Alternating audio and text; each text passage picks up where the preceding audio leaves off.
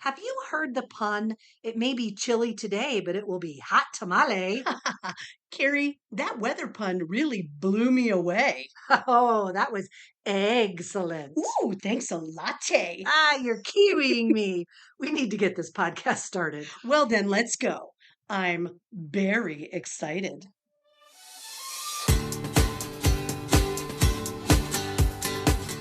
Welcome to Mom's Wooden Spoon. Get your apron on and your fanny flicker ready as we cook up some nostalgia.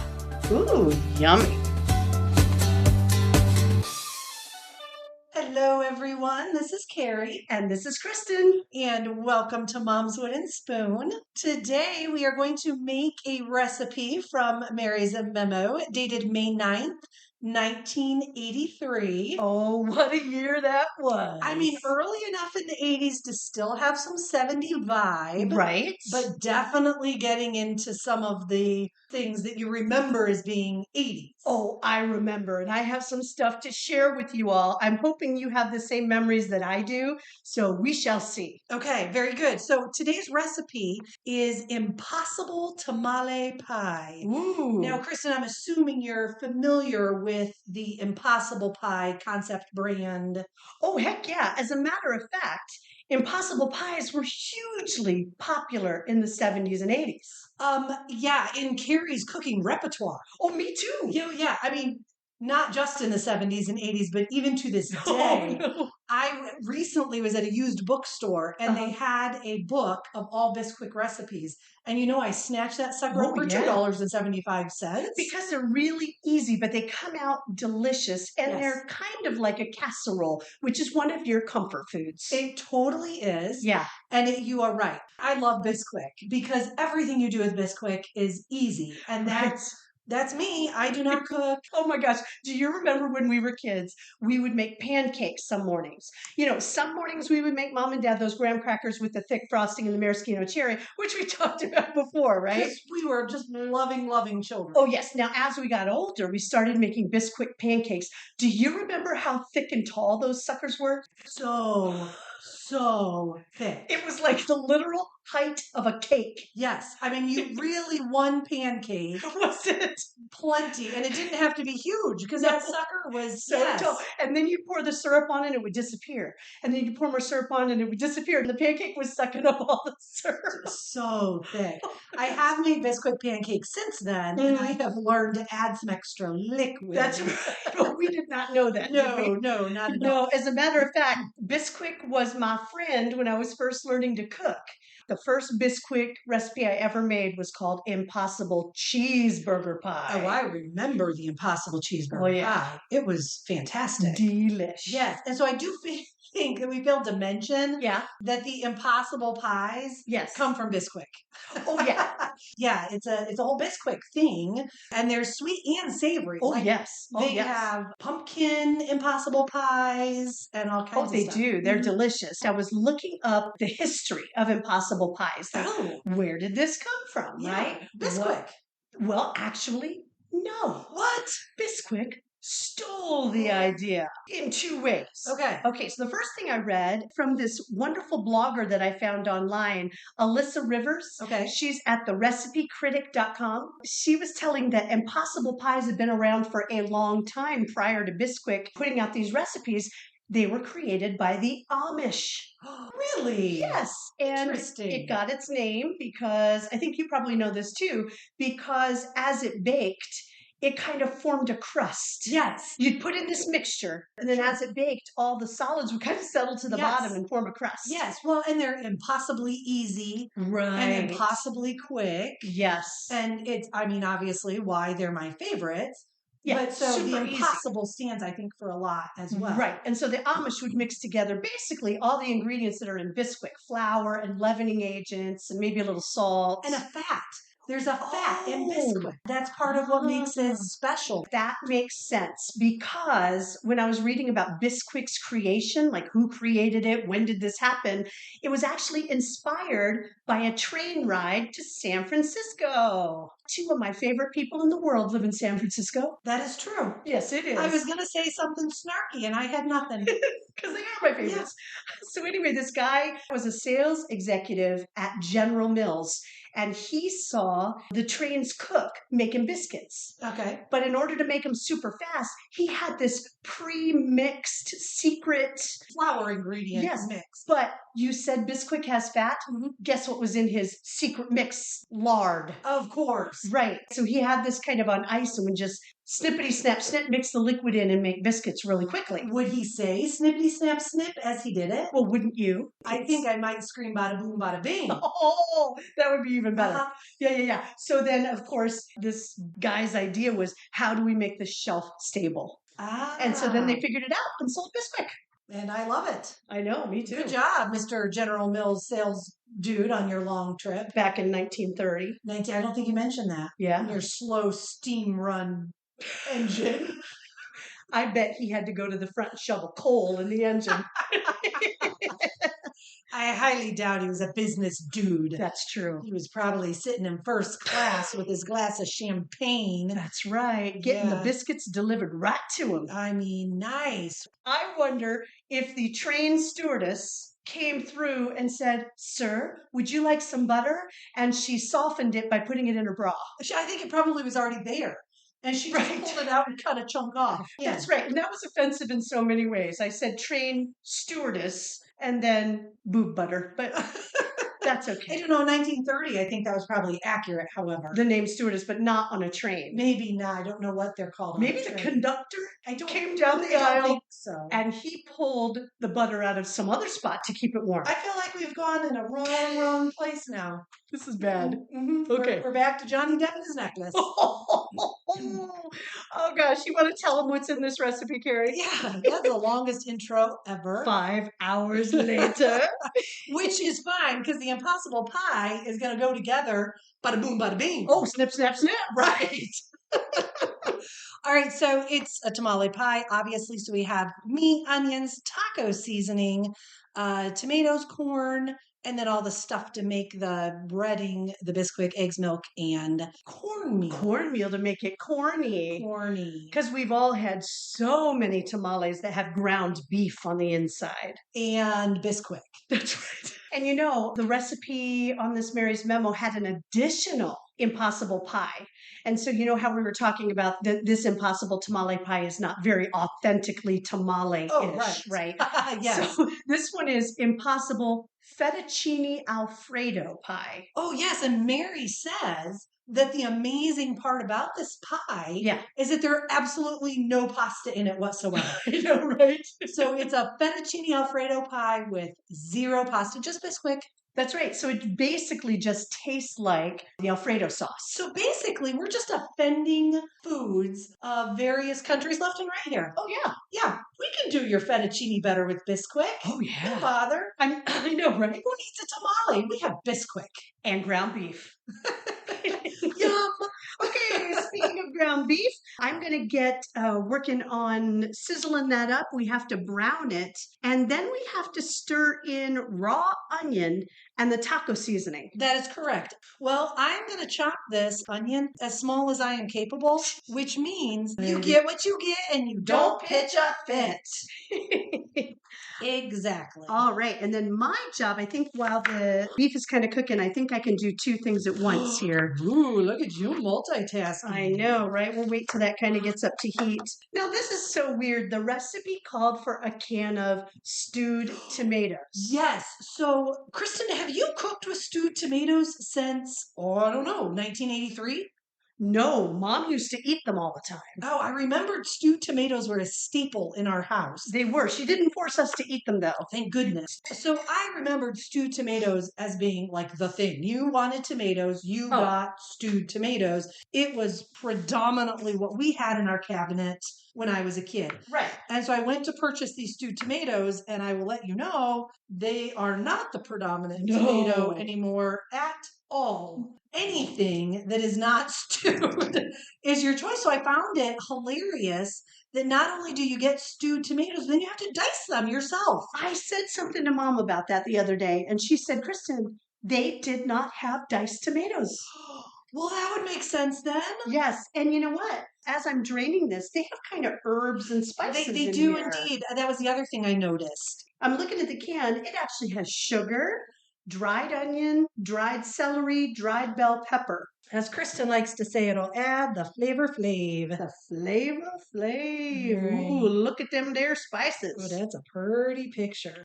All right, so we're going to dice our own. So I probably could have just purchased diced. I'm glad you didn't, because I always think it's fun to try the recipe as it was originally put down on paper by Miss Mary. Yes, perfect. Let me check this meat. Yes, that'll be great because our onion is chopped. So if you can get the meat done and over, I'm going to move the rest of this onion that is making me tear up out of the way. Yeah, I think it's nice and hot and ready. So what I'm going to do is I'm going to bring the pan over closer to us. I'm going to put it in front of you, and you can add the onion. And how about the taco seasoning?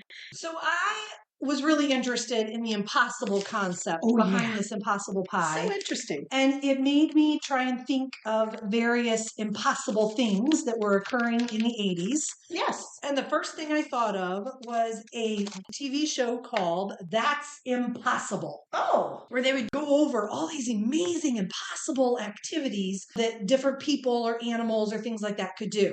Yeah. And I'm like, oh, this is perfect. I am absolutely going to share this on our podcast. So I start looking up for more details about it. Turns out it's called That's Incredible. Oh my gosh, that's right. I remember it. And guess who was on that? Oh, I know. John Davidson. Yes, but even better, Peter Billingsley from A Christmas Story. Really? Yes. What did he do that was so he was one of the hosts. incredible? No, he was one of the hosts. It must have been later on then. Probably, Okay. because I think he's my age, and I think he's like 51 now. And yeah, so he was one of the guest hosts on there. Oh, yes. So if that's impossible, then it was Peter Billingsworth that was on there, not Peter Billingsley. It aired from 80 to 84, I want to say. Only a year? 80 to 84 is 4 years. Gosh, what? She's real good with the math. You know what? I was thinking the year this recipe came out. I was thinking 83 to 84. You said 80 to 84. I'm busy chopping tomatoes. Leave me alone. So it was on for 4 years. I found the very first episode online. Yes. So I started to watch it. Wait, was Peter Billingsworth on it? He was not. But John Davidson was. Oh, but on That's Impossible. That's where you'll find Peter Billingsworth. That's right. Yes. Yeah. People are going to be so lost. Oh Kristen. my gosh. What? Okay, so that's incredible. Yeah. Now, was Peter Billingsley on the first episode? Move on. Dang, okay. It was fabulously 80s. I mean, so 80s. And so the first That's Impossible was incredible. Was this guy who just looked like a normal dude. Yeah. And he worked out. And he had a challenge for anybody who wanted to challenge him to do his workout. Oh. That he could outwork out them. Whoa. So they videotaped these 3 beefy dudes who wanted to challenge this guy. And if you beat him, he'd pay you $5,000. Oh. Anyway, so he totally kicked these guys' butts. They couldn't do it. But the workout was like all core. Oh. And so I don't know that their super bulging biceps were of any value in this workout that this guy did, which looked very unsafe, by the way, but that's a whole nother story.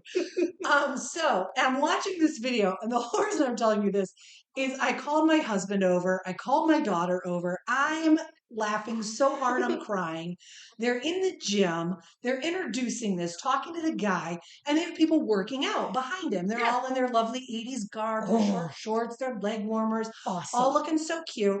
And right behind the guy interviewing this man is a lady, and she's doing tricep dips. Okay. Fine. Yeah. But as you look, she's standing on a bench. She jumps up. And then she stands on the bench. And then she jumps up. And then she stands on the bench. So I don't know if they couldn't find an actress who is actually capable of doing tricep dips. So she wasn't doing the dips at all. She was just hopping up and down off the bench.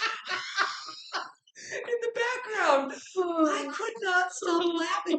Maybe she had already done 300 dips and this was like the 95th take. Right. And she was done for. I don't know. So anyway, maybe it wasn't near as impossible as the show said it was. Right. Maybe not. Maybe it was just incredibly bad TV. And that's what it was famous for. Oh, that's delightful. Oh, it was fantastic. I'd love to go and find some more of those. Oh gosh, I only found the first one. I didn't make it through the whole episode. I have to tell you, it was not that exciting. The things were in fact not that incredible. But I mean, if you can get to that video and just watch that intro of that dip lady, it is. Oh my gosh. Is it on YouTube?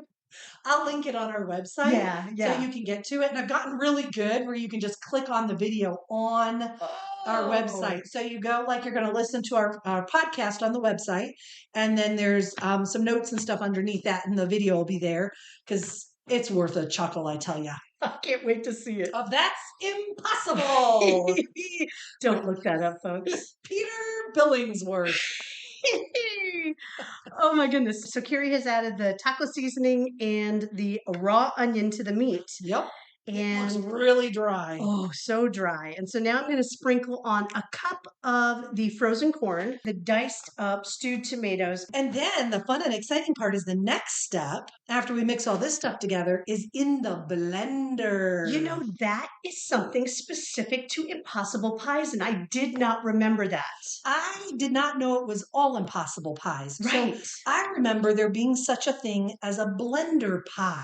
Oh, really? Which, as it turns out, is just an impossible pie.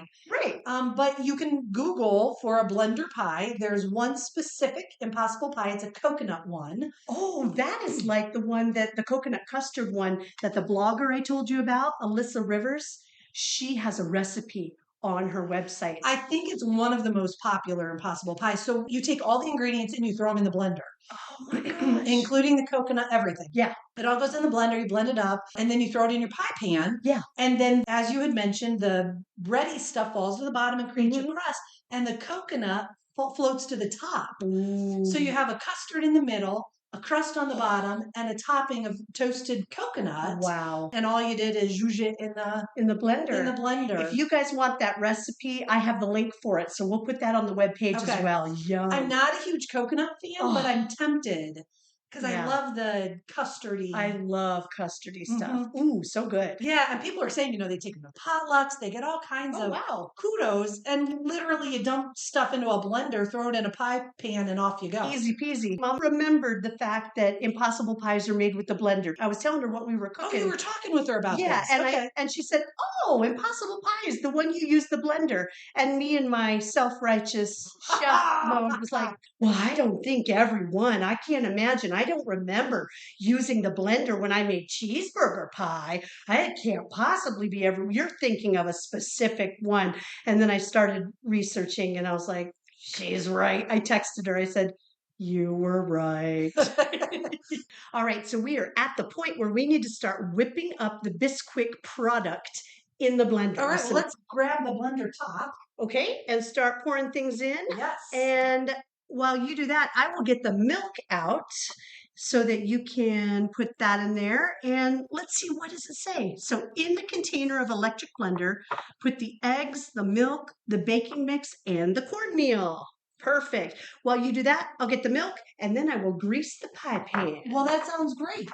And thank you for detailing your each and every step. I am walking back to the counter from the fridge. Now I will crack open the bottle of milk. Listen, everyone. Ooh.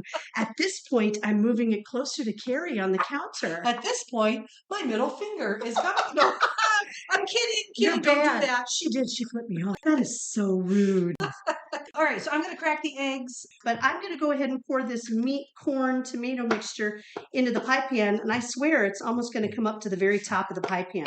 We're going to be lucky if the liquid doesn't flow over the top, I think. Well, you really shoved that meat down in there. I did. It's going to be like cement. I packed it in so well. Okay, so I am now going to attempt to blend. It may or may not go well. That's you right. may or may not hear screaming. So we're going to talk to you guys in a little bit because you don't want to hear this. What? Screaming plus loudness? No, thank you. We'll see you in a minute.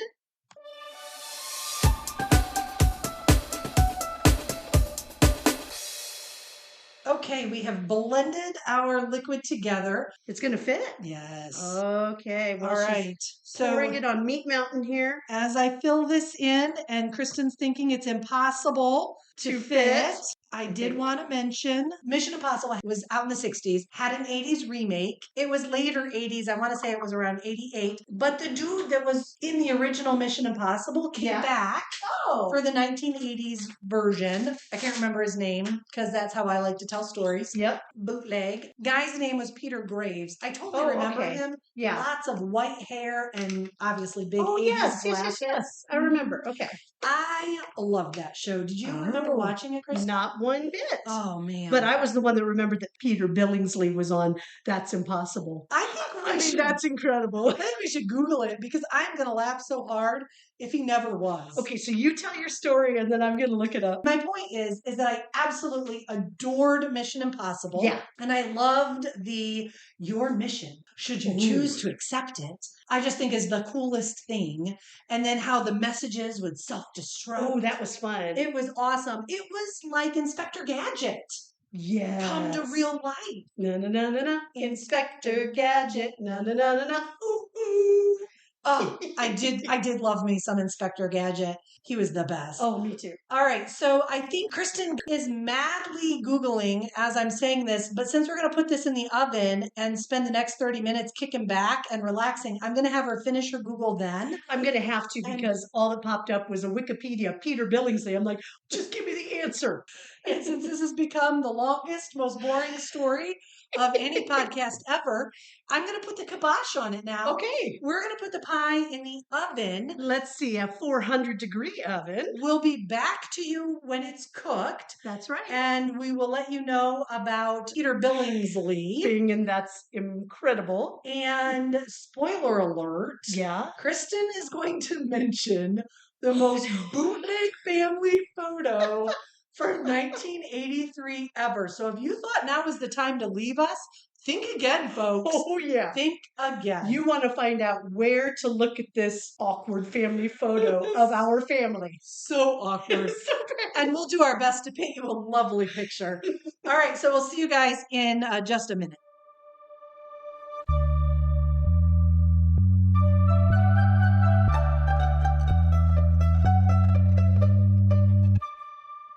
We have tamale pie, impossible tamale pie out of the oven, Kristen. It looks gorgeous. It really does. It was a little juicier than I expected it to be. Yes, but now that it's sitting here, the juice is not pouring out of it. It is not. And I will say the instructions say to let it sit for longer than we did. Yeah. We just kind of were excited to get to it. The top is golden brown. It is. And that's nice that you want to explain what it looks like. But this is the reason that we're excited to get back to it. Why? Kristen was wrong. So incredibly wrong. I was. Peter Billingsley never, ever, ever had anything to do with That's Impossible or That's Incredible. Which is why I couldn't find it when I was trying to quickly look it up. Because it does not exist.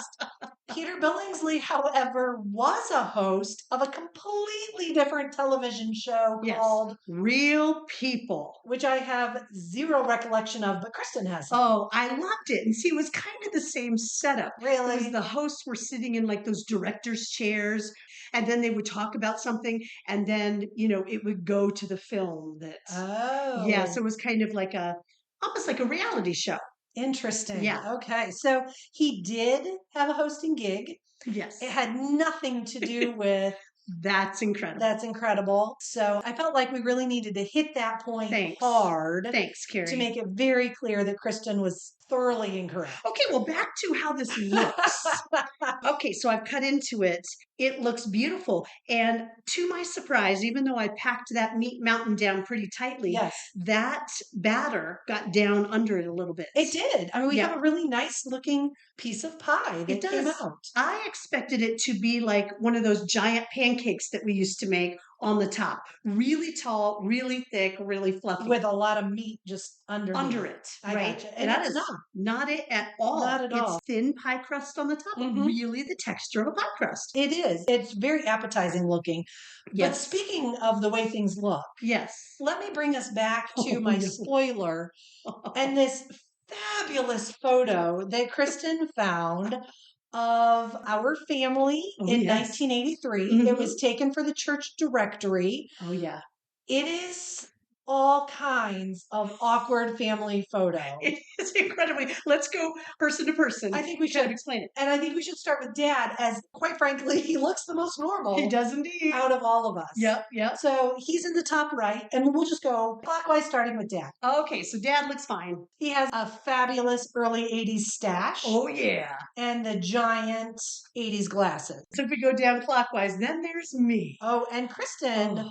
in all her teenage glory, Oh. she worked long and hard on her hair. And I say kudos to her. Oh, yeah. And as my family looked at the photo, amidst their gales of laughter, they mentioned that Kristen in her prairie dress Oh, yes. was absolutely the most normal looking of the lot. They did. They said that? Oh, Yeah. I worked hard to look normal because I was absolutely not cool. My mom gave me a bowl cut. I had glasses and braces, but because I was mortified to have a bowl cut, which my mother lovingly called a Dorothy Hamill cut, I looked nothing like Dorothy Hamill. I looked like a nerd bucket. Same lady who said carrots taste like candy. We have set the stage here. She is not to be believed. Apparently she lives in Bizarro World. So in Bizarro World with my Dorothy Hamill haircut, I felt awful. And so I took my curling iron and flipped it all up, except for a little patch of bangs. Oh, super curled under, and then the lovely feathering. And it wasn't feathered. It was the actual shape of the curling iron all around my head. It was curl and slide the iron out. Yes.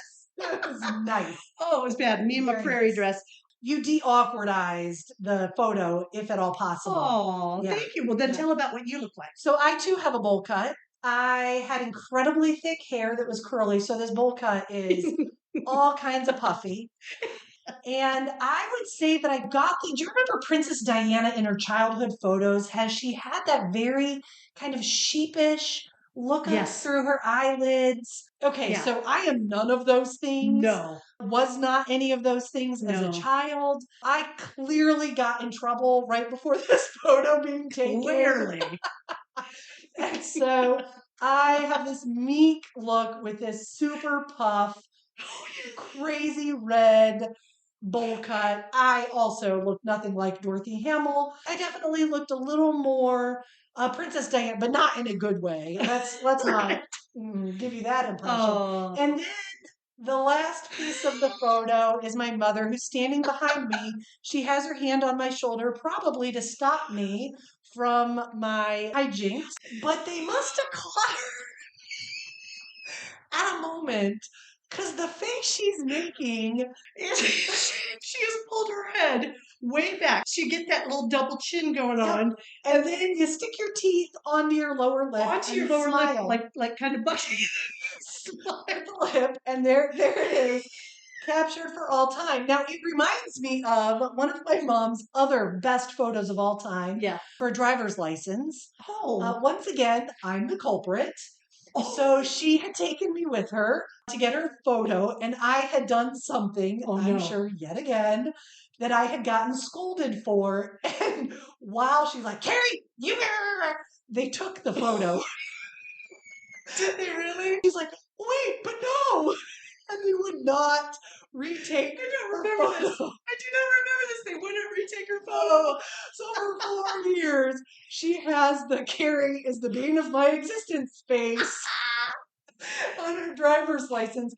And so it turns out I did it again. But we kind of look like we are in a cult. We totally do. Guys, we're going to put that picture, we're going to put it on our website and on social media. And our apologies, Mom. We're really sorry. Mom, we love you, but this is the best picture ever. You guys zoom in on our mom's face. It is the best. But what we want you guys to do is to find your awkward family photo of you, your family, anybody, and we're going to make a big post on social media. Please upload your pictures. Yes. We can't wait to see them. Bonus points if you have glasses, braces, a bowl cut, and a prairie dress. The height of fashion. It does not have to be from 1983, however. Right. Whatever year your most awkward photo exists, we are happy to take. Absolutely. There you go. Yeah, absolutely. But back to 1983, there were some things I would have added to my outfit to feel cooler. Oh. Now, would it have made me cooler? No. But I felt cooler. I wore in my hair, despite the bowl cut, I pulled back the sides and wore those barrettes that had woven ribbon beads through it. Yes, they did. Do you remember those? Beads at the bottom, and the ribbon would all the way down to your shoulder. Oh, it was amazing. Oh, so cool. And then you could weave them in different colors. You could share them with your friends. Okay, another thing I would have had if I were wearing like my white Keds. I love those. It would be those friendship pins that were made on safety pins. Yes, with the beads. Yes, you put beads on them and you could trade them out with your friends. Yes, and you could use the big beads or the little seed beads. That's right. Various looks. So cool. Mm-hmm. Well, I think our tamale pie has cooled down the effective amount of time. Yeah, it may be totally cold because we've been blabbing. Yeah. Okay, so you take a bite. Is it yummy? It is. You can taste some of the corn. It gives the hint of a tamale. You get the concept. That's true. And something is a little bit crunchy in there. It might be the onions. It's really tasty. It is. It's relatively bland in its taste. Yeah, but you could put hot sauce. You could put sour cream on the top, a little chopped cilantro, but not for Carrie. A little cheese. Oh, cheese on the top. You know what you guys could do? Oh, this would make it so much better. Top this with a little shredded Mexican cheese. Put that back in. Have cheese all over the top of it. It is a nice comfort meal. It absolutely is. And it's quick. And quick and easy. Yes. You can't beat it. Thank you for listening to another episode of Mom's Wooden Spoon. If this impossible pie recipe didn't tickle your fancy, do not despair. There may be another one for you. Let us know through social media or our website if you'd like us to try another one. While you're on our website, check out some of the goodies posted there and leave us some positive feedback too. Bye.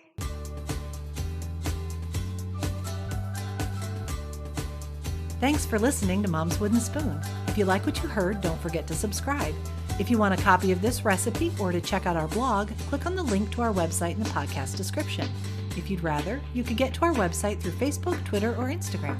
Pick your poison. Don't say poison. We're making food.